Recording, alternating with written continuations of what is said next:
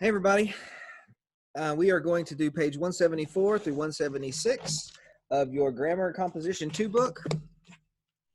So let us dive right in. Please turn to Grammar and Composition 2, page 174.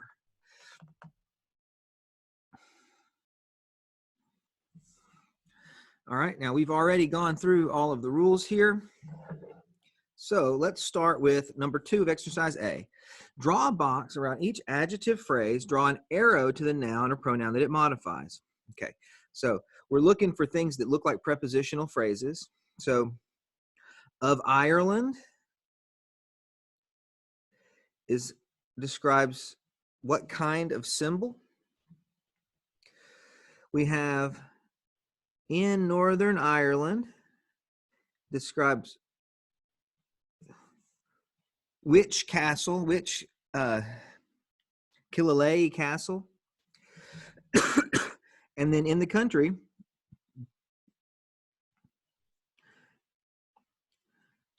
describes castle as well. We have of the largest flowers, described one. In the world, describes flowers. Excuse me. In the solar system, describes which valley? Of Antietam, describes which battle? Of fighting, describes day. Now, you might be tempted to put a box around during the Civil War, but you don't, because you have to first look at what does during the Civil War modify. Does it modify day during the Civil War? Was it the bloodiest day during the Civil War? Well, probably, but it's not what the sentence is saying. The sentence is saying it's the bloodiest day of fighting, and then during the Civil War is describing fighting or modifying fighting. Well, fighting, we've determined, is an adjective, haven't we? Because of this whole exercise. Well, can adjectives modify adjectives? It's not a trick question. You know that they can't. What can modify an adjective? Only an adverb. So this, during the Civil War, is an adverb phrase modifying fighting. So that's why we don't put a box around it, because the instructions say, draw a box around each adjective phrase, and that is not one. The bloodiest battle of the Civil War, that's describing battle. See, all of the ones, the arrows always go back to a noun, don't they? Battle is a noun, day is a noun, battle is a noun, valley is a noun, one is a noun, flowers is a noun, castle is a noun, castle is a noun, symbol is a noun, and lake is a noun. So if those arrows, if they go to something that's not a noun, it can't be an adjective phrase. Moving on to 8. The battle between the ironclad ships of the Confederacy and of the Union was the most important naval battle of the Civil War. So between the ironclad ships, it's describing which battle. And then of the Confederacy and of the Union is not describing battle, it's describing the ships. The ships, which ships? The ships that are of the Confederacy and of the Union. But they're both adjectives, because battle is a noun and so is ships. Ships is a thing. Okay, we've already done the sentences, so please check them again and make sure that you did them correctly. Moving on to page 175. Underline each participial phrase, circle each infinitive phrase, and draw an arrow to the phrase, from the phrase to the noun or pronoun that the phrase modifies. Okay, so we've got, they're both participial phrases and infinitive phrases in this particular exercise. They're likely to be adjectives, since we're talking about adjectives here. Now, participial phrases can only be adjectives, remember. And infinitive phrases, the phrases that begin with the word to, those can be anything. They're adjectives, adverbs, nouns, but in this case, I'm sure they're going to all be adjectives. So be on the lookout for the word to. Now there might be a trick one in here, but be on the lookout for the word to. Okay. Mel made time to be alone with God. Well, to be alone with God is an infinitive phrase, and the instructions tell us to circle infinitive phrases. Okay. And then we're supposed to draw an arrow to the word that it modifies, and it modifies time. What kind of time? Time to be alone with God. Jabbing the shark in the eye, the swimmer escaped an attack. Jabbing the shark in the eye is describing the swimmer. Which swimmer? The one that was jabbing the shark in the eye. Now we know that's underlined because it's participial. Jab is normally a verb. I'll get it where you can see that. Yeah. Jab is a verb. But in this case, it's an adjective. And so that's why it's a participle. It's a participle or participial phrase. Remember that both infinitive phrases and participial phrases are both verb forms, things that are typically a verb being used as an adjective, which there's another word in English that we've talked about that those are called verbals. A verbal is any word that's normally a verb but's being used as something else. Well, these two verbals, participles and infinitives, those in the case of this exercise are being used as adjectives. Okay. Grandma's puzzle. Which puzzle? The one to be completed. So we circle it and draw an arrow to it. It was on the table. Hoping for an easy meal, the alligator floated lazily near the bank. Okay, well, your first thought might be to circle or underline near the bank, but that's an adverb phrase, and it's describing where. This is hoping for an easy meal. Hope is normally a verb. When I hope, he hoped to win. Well, hoping is normally a verb, but in this case, hoping for an easy meal is describing the alligator. Adjective phrase. The guests still to arrive were Timothy and Shannon. Still to arrive are underlined. No, it's not. It's circled. I got tricked. That's the trick question, isn't it? To arrive is the infinitive, isn't it? See the word to? It's just in this case, the adverb is put before.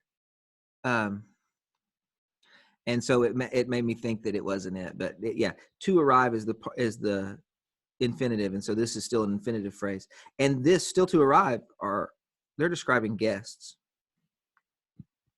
Ooh. I messed up, but I kept saying still to arrive, but I circled the word as well. That's the verb. So this is the correct answer. And then the last question, the verses to be memorized, that's an infinitive as well.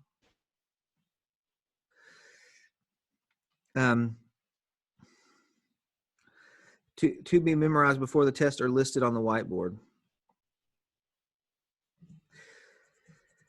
Well, we have to include before the test because it's not just the ones to be memorized, but it's the ones to be memorized before the test. That changes the meaning, doesn't it? So the whole phrase, the complete thought, as it were, is to be memorized before the test.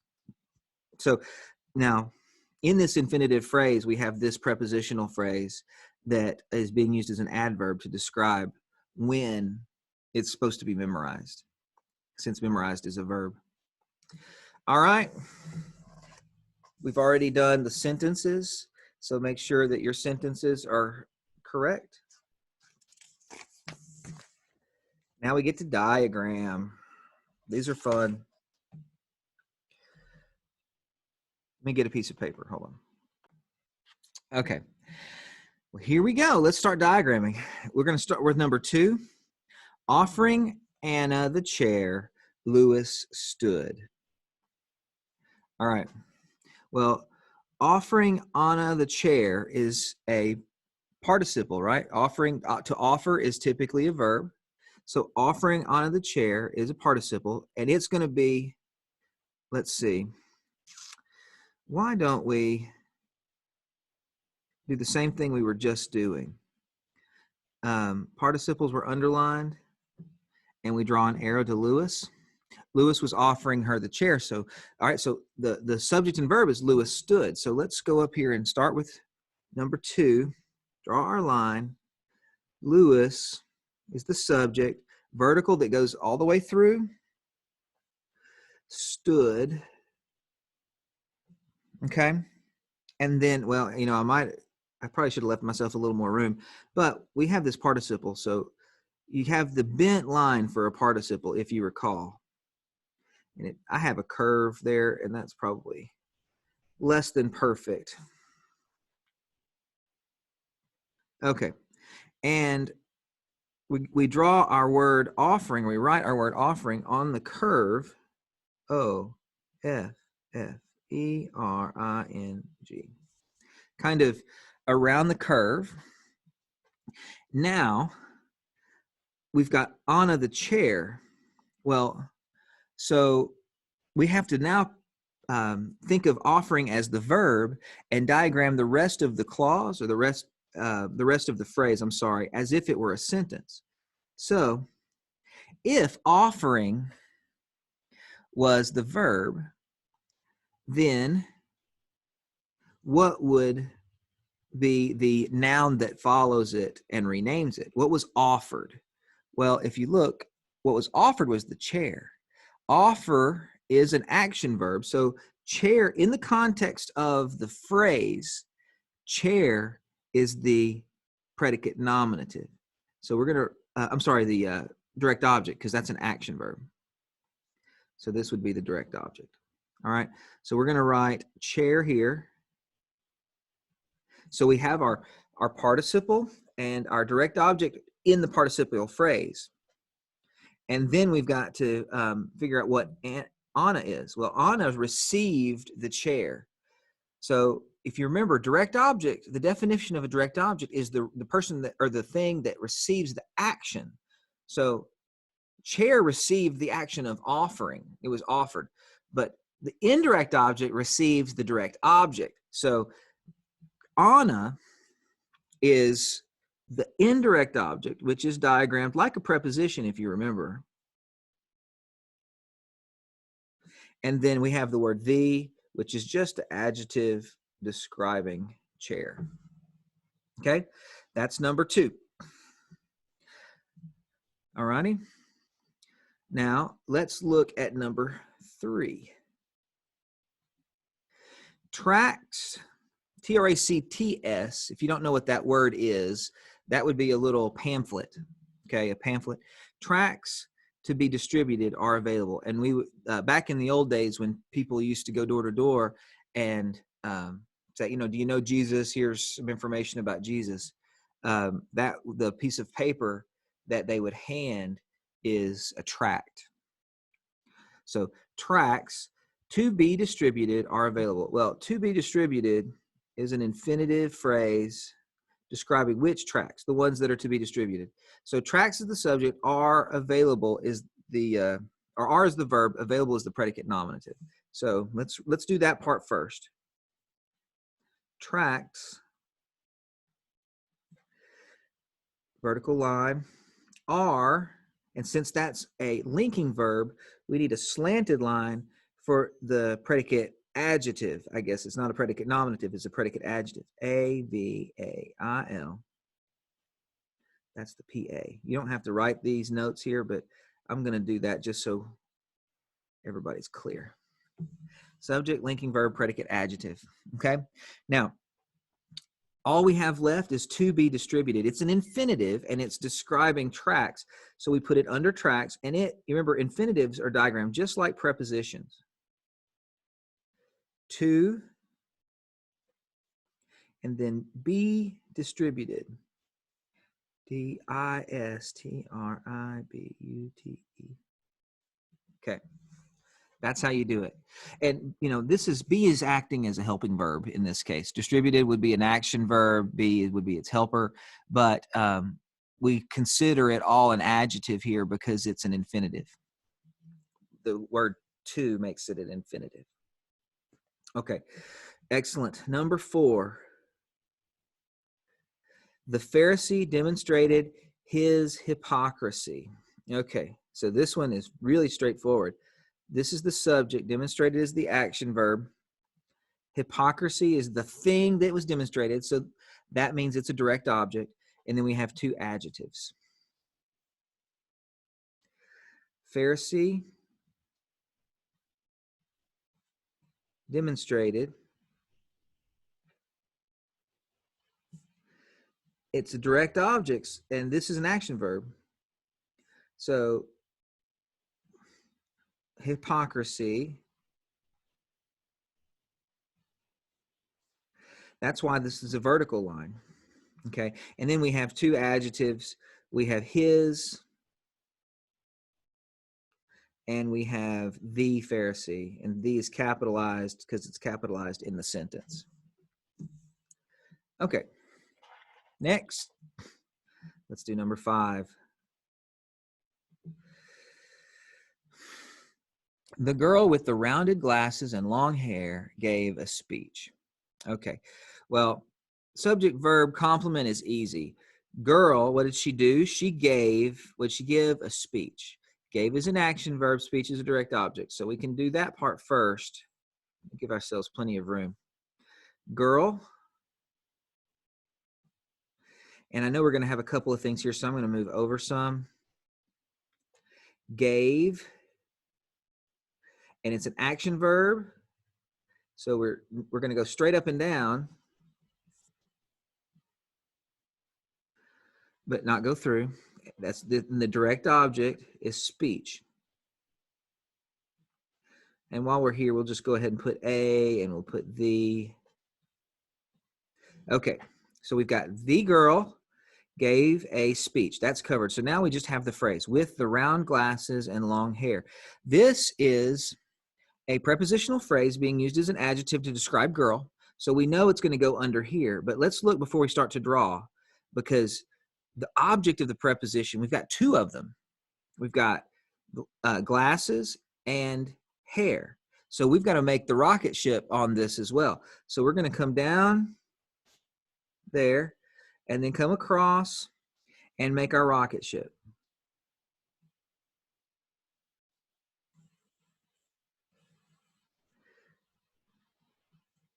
Okay, so we've got glasses and hair. Oh, I need to make this straight. The conjunction that joins them together is the word and. Okay. And let's see, now we've got the adjectives that are inside it. So we've got to put the preposition here with, and it's so the and rounded under glasses.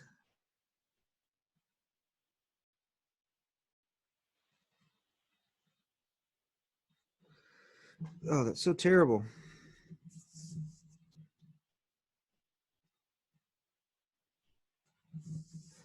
And then we've got long hair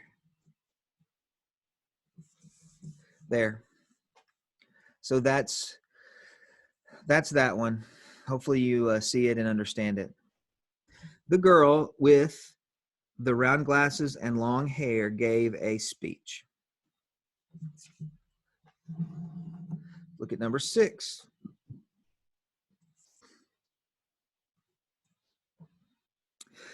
The book to be read is Little Woman. So subject, verb, predicate nominative is Little Women. To be read is an infinitive phrase describing which book. So we know we're going to have to put an infinitive under book. Let's go ahead and put our the here. The book, let's try it this way. To be read. To be read. And now the verb was is. And then it's predicate nominative. That's a linking verb. So we have a slanted line. Little women. Okay. Number 7. Seeking God's will, Richard attended the seminar.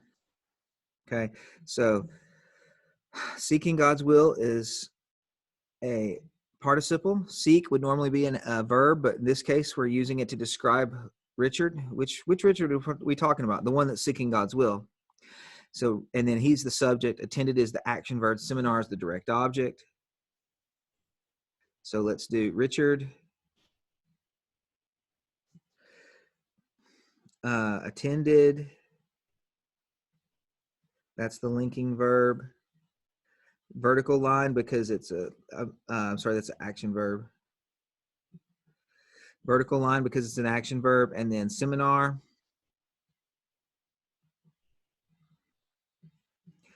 That is the direct object. Okay, so now we have seeking God's will. We know that it's a participle because it doesn't have the word to there, so we're going to S-E-E-K-I-N-G. Now, for the rest of this, we pretend this now is a verb, an action verb at that. What is he seeking? Will. Whose will? God's. Okay, that one, okay. Now, let me fold my page in half so we can fit the rest of them. We're at number 8. I have to conserve space here. Nice sharp pencil. Number 8. The lint under the chair and bed must be removed. So subject verb complement. Lint must be removed is the verb. There's no complement. Okay, so let's do that. Straight line. Lint must be removed. Okay. And then let's see. So we've got under the chair and bed. Again, we've got a prepositional phrase, under, but it's under two things. So two objects of preposition, the chair and the bed. So we're going to need to let's do the first because that's by itself. The lint. Okay, now the preposition. Under.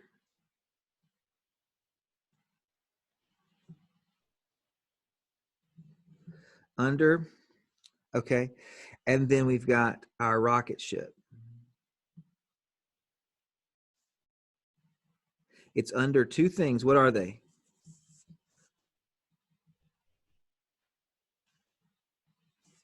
It's under the chair and it's under the bed. So we've got the under the chair and bed. Does that cover everything? The lint under the chair and bed must be removed. The lint under the chair and bed must be removed. Yep, we're done with that one. 9. The man with the gray hair is Pastor Roberts. Okay, well, we've got, again, with the gray hair is an adjective. It's a prepositional phrase, uses an adjective to describe man. Man is Pastor Roberts is our subject verb complement.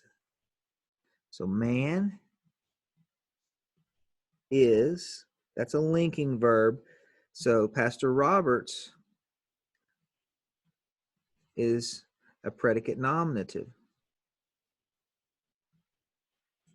Okay. With the gray hair, well, let's do first, we've got the.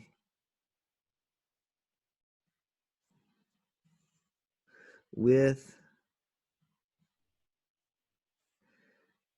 the gray hair. Okay, good. Number 10. Let's look for subject verb complement. Singing a quiet song. Okay, the younger mother soothed the crying baby. So singing a quiet song is a participial phrase describing mother. Okay.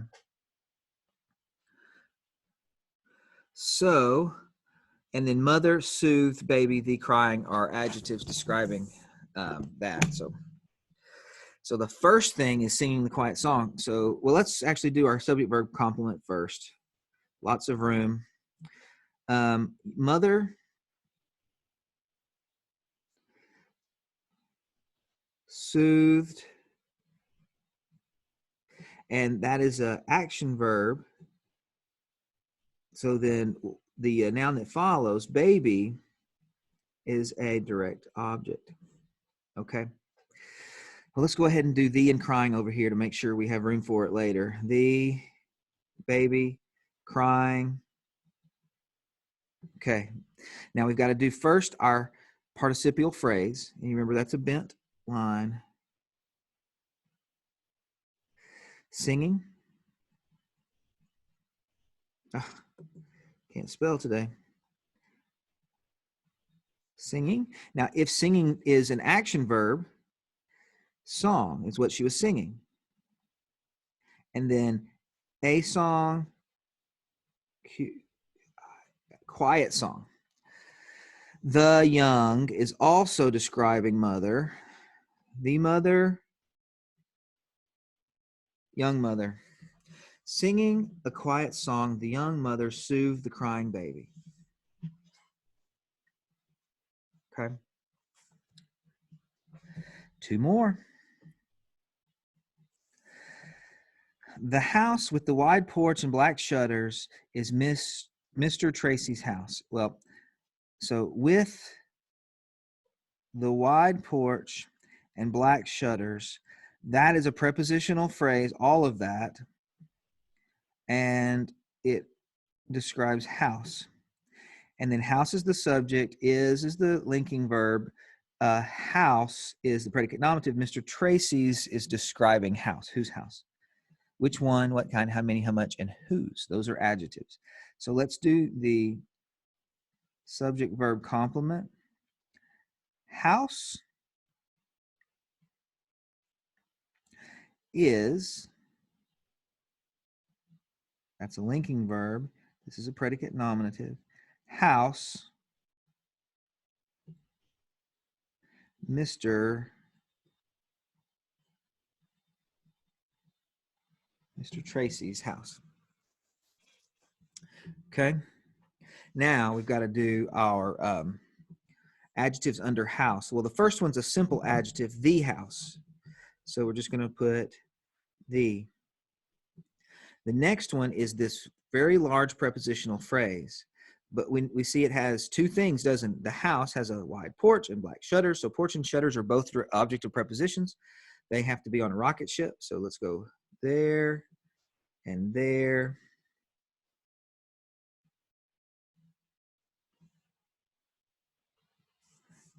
It's joined by and.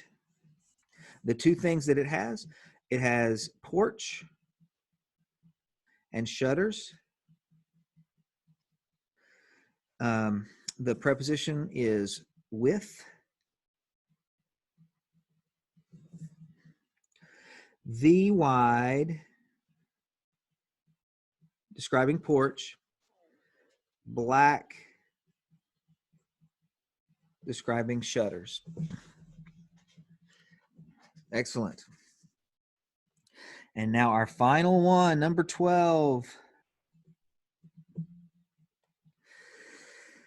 A motion to adjourn the meeting must be made. Well, motion is what's got to be made, right?